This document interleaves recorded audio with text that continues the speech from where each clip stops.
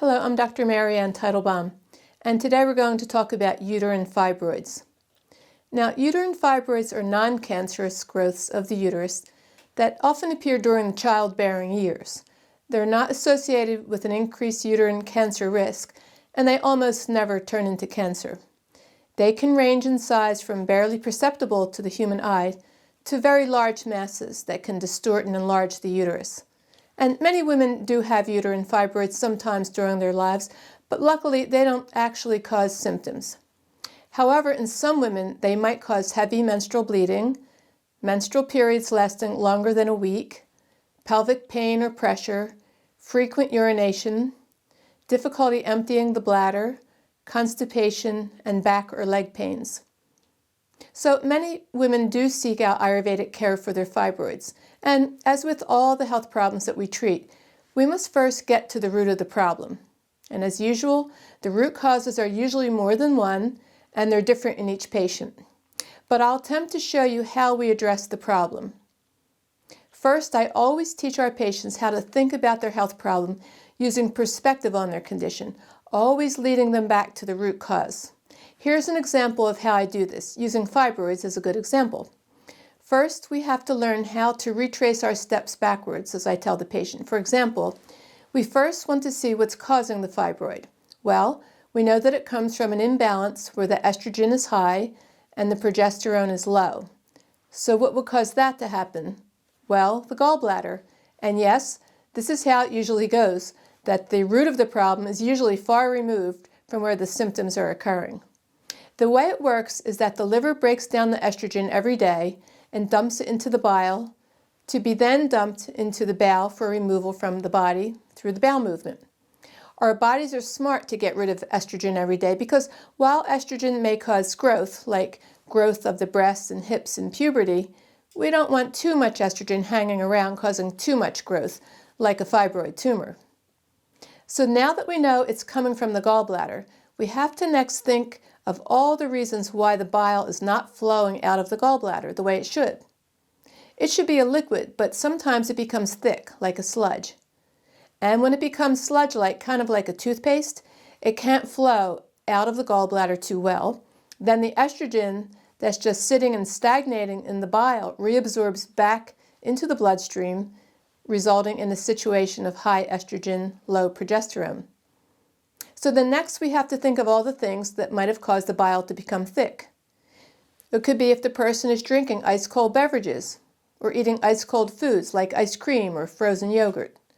The cold congeals the fats which are sitting in the bile because remember, all the fats you eat in the diet have to go to the gallbladder to be processed. They have to be emulsified into tiny globules to be absorbed in the bloodstream. So if this is the case, then the person has to stop doing that in order to thin out their bile again. We have many types of foods, herbs, and spices which can also thin the bile.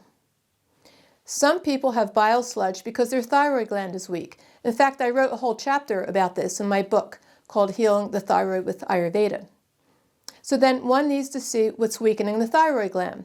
Is it the fluoride in the drinking water, the mercury in the flu shots, going to bed late, or eating a diet low in animal protein? Because don't forget, the thyroid hormone is made from animal protein. Birth control pills can also depress thyroid function. And rushing and multitasking throughout the day really weakens the thyroid gland. In this case, we must need to make sure the person stops doing all these things and then work on strengthening the thyroid again using various herbal formulas. Sometimes the patient's in a state of fight or flight, which we call high vata in Ayurveda, which stops the digestive tract from functioning properly, which causes the gallbladder to become weak. So in this case, we need to teach them how to get out of fight or flight, or how to lower the vata by meditation, rest, going to bed early, resisting the temptation to multitask and rush through the day, so that they can allow their digestive tracts and gallbladder in particular to work properly again. And too much stress contributes to the release of cortisol from the adrenal glands, which in the long run depletes progesterone, again resulting in a high estrogen, low progesterone ratio, which leads to the formation of fibroids. Once we've figured out all the specific imbalances going on in that particular patient, We next have to give the herbs to prevent the release of cortisol when under stress, and also herbs to recalibrate that ratio between estrogen and progesterone. We then give the herbs to help prevent and shrink the fibroid. Notice that we give the herbs to shrink the fibroid as the last thing we do. We don't want to make the mistake to just resort to those herbs without addressing all the underlying root causes, which are feeding the growth of the fibroids in the first place. And this is why the ancient doctors of Ayurveda said before any prescription is written, you have to first identify what that patient is doing wrong and tell them to stop doing it. Otherwise, the herbs won't be able to be as effective in treating the problem. Sometimes, if the fibroid is too large, like the size of an orange or a grapefruit, it might be impossible to shrink it back down. It's always worth a try, but if not, see if you can find a surgeon who will just remove the fibroid and leave the uterus intact, if at all possible. But in any case, you should still fix all the underlying reasons that cause the fibroid to grow in the first place, because if you don't, then other problems could arise, or you could start growing more fibroids or other growths, like uterine polyps, nodules on the thyroid, or cysts on the breast or ovaries.